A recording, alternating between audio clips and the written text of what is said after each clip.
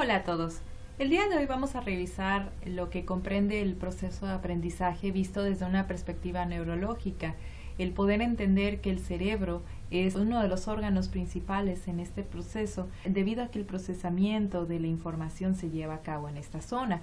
Y bueno, comenzando con estos temas, podemos revisar lo que es primeramente el sistema nervioso.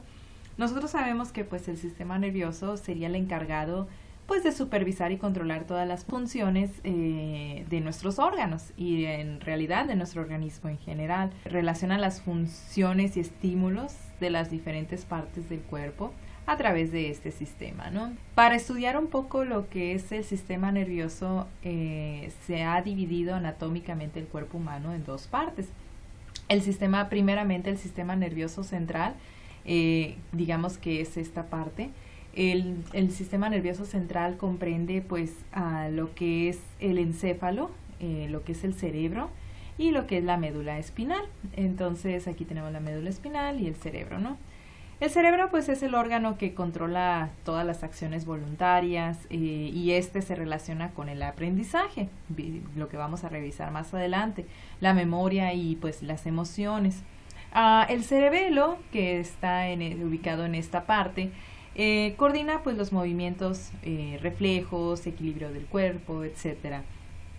Y bueno, también tenemos lo que es pues el bulbo raquídeo, ¿no? En esta parte que dirige las actividades de los órganos internos, por ejemplo, la respiración, los latidos del corazón, la temperatura, etcétera, ¿no?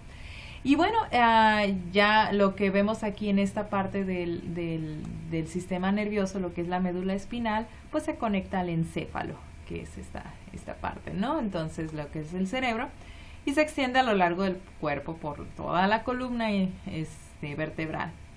Este es digamos que el sistema nervioso central, y también tenemos la segunda parte, que es el resto del sistema, que le llamamos el sistema nervioso periférico. Pues engloba todos los nervios que salen del sistema nervioso hacia todo el cuerpo, ¿no? Podemos observar aquí nervios torácicos, nervios lumbares, el nervio radial, etcétera, ¿no? El nervio ciático. Comprenden pues distintos nervios, por ejemplo, hay unos somáticos, los nervios sensitivos, los nervios motores, es decir, los que ejecutan acciones, ¿no? Movimientos. Y bueno, prácticamente pues de esta manera se comprende el sistema nervioso, ¿sí? Entonces, describiendo un poco lo que es la recepción de la información y el efecto, ¿sí? El efectuar algún movimiento o alguna respuesta de acuerdo a un estímulo que ingresa, ¿cómo es este proceso? Bueno, primeramente tenemos lo que son los receptores sensoriales, y esto les conocemos como que tenemos neuronas sensoriales. Entonces el proceso de recibir un estímulo, supongamos que alguien nos golpea o alguien o tocamos algún objeto caliente, ¿no? Entonces logramos percibir esta variable y por medio de las neuronas sensoriales. Estas neuronas sensoriales transmiten información eléctrica a neuronas intermedias, que les conocemos como interneuronas, que siguen el procesamiento de la información para esta a su vez responder a través de neuronas motoras a una acción. Entonces esta acción puede ejecutarse en los efectores, que serían nuestros músculos o tejidos. Entonces cuando tocamos algo caliente o cuando nos golpean, prácticamente reaccionamos ante este estímulo. Entonces ese proceso de recepción y efectuar un movimiento o una acción pues se produce a través de este proceso. Entonces las neuronas, ¿qué son? Bueno, las neuronas pues son las células nerviosas de nuestro sistema nervioso, y prácticamente ellas reciben los estímulos de todas las partes de nuestro cuerpo, ¿no? Y estas a su vez pueden mandar las respuestas para que los órganos, como lo comentaba en un momento, los tejidos, los órganos, funcionen de manera adecuada. Entonces, ¿qué comprende una neurona? Bueno, está conformada por el axón. El axón son estas terminales, podríamos decir que son las salidas de las neuronas. Ahí se transmite lo que es el mensaje eléctrico, y este mensaje eléctrico es una respuesta ante un estímulo y se le conoce como potencial de acción. También tenemos las dendritas, son precisamente las terminales de entrada, ¿sí? de la información que proviene de otros axones, de otras neuronas. Y bueno, cuando hablo de entradas sinápticas, vamos a ver más adelante, pero una entrada sináptica es precisamente de acuerdo a la conexión neuronal que existe. Y bueno, en el soma, bueno, en esta parte central de la neurona se produce lo que son los neurotransmisores, es decir, la producción de la información, sí, que será llevada a través del axón, sí, hacia otras neuronas, se empieza a producir, ¿no? Cabe mencionar que este proceso es electroquímico, entonces vamos a ver cómo sucede. Entonces, hablando del potencial de acción, en lo que es el axón, se empieza a transmitir la información, ese cable o ese cable eléctrico, pues podemos tomar en cuenta que fuera de la membrana celular existe más sodio y dentro de la membrana celular existe más potasio. Entonces, si nosotros observamos un potencial de acción, el potencial de acción prácticamente es un gradiente de concentración, es decir, la diferencia de concentración que existe entre los iones fuera de la neurona y dentro de la neurona o de la membrana celular. Normalmente las neuronas tienen una concentración negativa la mayor parte del tiempo, es decir, más iones positivos, como el sodio, por ejemplo, que se muestra fuera de la membrana celular, y hay más iones positivos entonces fuera de la célula que dentro de ella. Esto, si lo logramos medir, bueno, tiene un potencial alrededor de menos 70 milivolts, que es lo que observamos aquí, por ejemplo. Este es el tiempo cero. Entonces, este potencial de menos 70 milivolts se le conoce como potencial de reposo. Es el estado natural de la neurona, ¿no? Entonces, cuando existe el estímulo de tocar algo caliente, por ejemplo, entonces lo que sucede es que hay actividad eléctrica. ¿Y qué sucede? Pues lo que son los iones de sodio empiezan a entrar vía las válvulas que podemos tener aquí en nuestra membrana celular. Existen válvulas de sodio, válvulas de potasio, en el cual el intercambio de estos iones provoca precisamente toda esta respuesta que vamos a revisar. Entonces, al momento de ingresar más sodio, la membrana celular permite el acceso de estos iones y la concentración o el gradiente de concentración de estos iones pues resulta en una elevación del voltaje, es decir, de los menos 70 milivolts la concentración aumenta a un potencial positivo. A eso se le conoce como depolarización. La membrana la neurona se vuelve más positiva. Y bueno, como realmente el estado natural de una neurona son menos 70 milivolts, cuando termina este proceso de ingreso de sodio, empieza entonces una parte regulatoria que tiende a llegar hacia los menos 70 milivolts. A este proceso se le llama repolarización. Entonces, en la repolarización, ¿qué es lo que sucede? Bueno, como ya ingresó bastante sodio, entonces lo que sigue es precisamente abrir válvulas de potasio. Entonces el potasio, que estaba mayormente concentrado dentro de la neurona, empieza a salir. Entonces esto provoca que la membrana tiende a caer en lo que es su estado natural de reposo. Pero bueno, puede existir lo que es la regulación del potasio, precisamente puede ser significativa, y esto puede llegar a un término que se le conoce como hiperpolarización, en el cual pues hay un tiempo transcurrido en el que la neurona vuelve a mantener su estado natural, ¿no? De menos 70 milivolts. Esto es lo que significa un potencial de acción. Es un proceso entonces electroquímico, porque la diferencia de estos iones de sodio y de potasio provoca un cambio de potencial eléctrico en la membrana celular. La diferencia de iones entonces provoca que podamos medir voltaje, ¿sí? Esa es la actividad eléctrica. Entonces, ¿qué tiene que ver con el proceso de aprendizaje? Bueno, este potencial de acción que acabamos de describir, pues esa señal eléctrica es transmitida a través del axón y digamos que la célula o la neurona que emite, ¿sí?, o envía esta información, pues se le conoce como célula presináptica, que es la emisora, como lo comento. Entonces llega hacia las terminales axónicas, que son estas de aquí, y se tiene que conectar a otra neurona para reforzar entonces esa parte del cerebro. Cuando se conecta a otra neurona, que es la receptora de la información, esta neurona se le conoce como célula postsináptica. Entonces es la que recibe la información.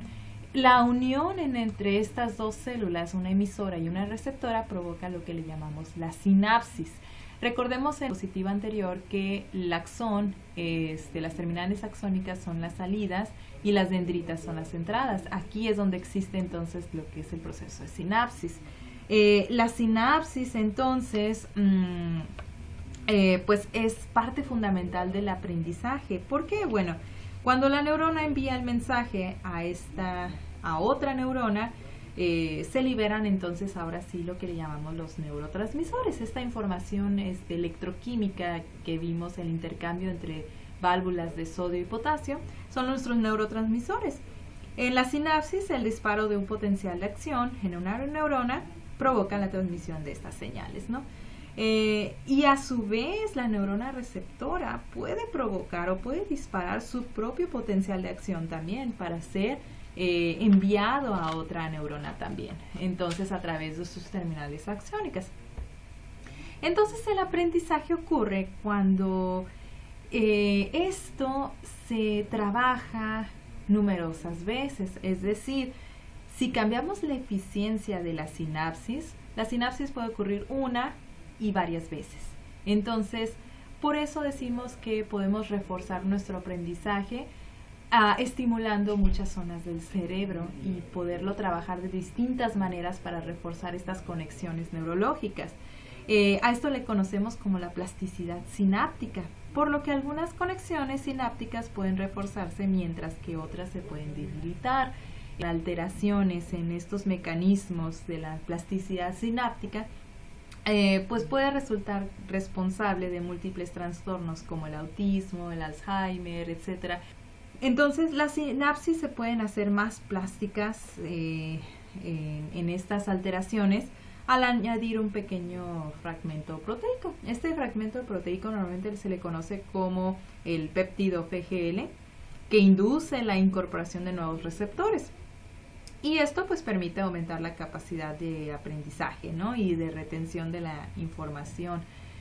Y es un mito el que digamos que solo el 10% de nuestro cerebro se utiliza en el proceso de aprendizaje y demás. No es cierto, porque nosotros tenemos millones de neuronas ubicadas en nuestro cerebro, y lo que sí es cierto es de que ciertas actividades eléctricas se magnifican o son significativas en ciertas zonas del cerebro, porque el cerebro se ha evaluado dependiendo de ciertas zonas.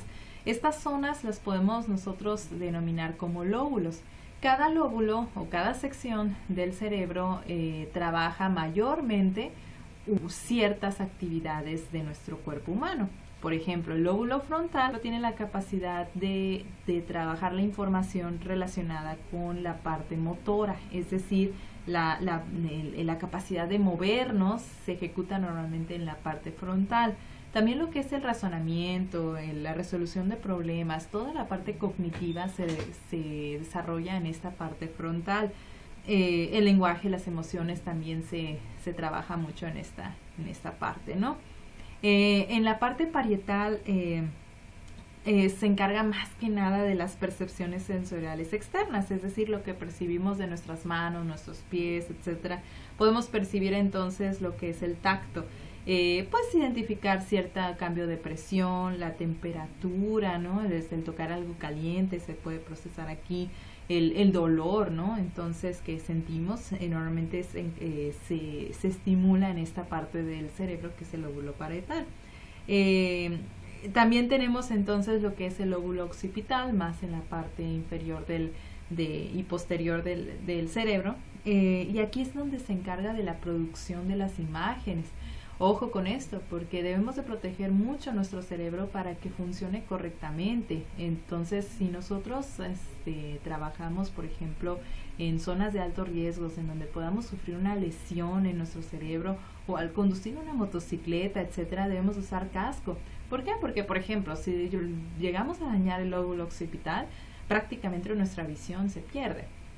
Sí, y no se diga a otra parte del cerebro, pues se pierden muchas acciones, ¿no? Entonces, es muy importante el uso adecuado del equipo para proteger a nuestro cerebro y pues pueda funcionar de manera adecuada nuestro organismo. Y bueno, tenemos el otro lóbulo temporal, que están ubicados en las partes laterales de nuestro cerebro, y ahí se encarga mucho sobre la parte de reconocimiento facial. El reconocer una persona se trabaja mucho en esta sección. El oído, el olfato y el gusto están también trabajando mayormente en esta área. Y también se trabaja un poco lo que es la memoria de corto plazo en esta zona. Entonces, si podemos notar, usamos todo el cerebro. No es el 10% de nuestro cerebro, por algo está ahí. Entonces, el aprendizaje se logra estimulando todas las zonas del cerebro, todos los lóbulos. ¿Por qué? Por ejemplo, en mi caso, yo para leer un buen libro, me encanta leer con una tacita de té, una tacita de café, a lo mejor con una música relajante o cero sonidos y un espacio tranquilo, ¿no? Entonces estoy estimulando mi cerebro con ciertas actividades que me relajan. Entonces el proceso de aprendizaje debe de ser estimulado de distintas maneras. En el aula tenemos muchos factores ambientales que intervienen en este proceso, incluso la luz visible que cuente con la luminosidad que cuente con el salón, los asientos que sean cómodos, el tono de voz, las dinámicas que podamos ejecutar en el aula son importantes para poder llegar a formar las sinapsis y el reforzamiento de estas sinapsis para mejorar la plasticidad de nuestro cerebro. Entonces, es un mito que podamos usar nada más el 10% de nuestro cerebro, porque si podemos ver, todo se utiliza. Bueno, pues muchas gracias. Espero el video sea adecuado para las actividades de clase.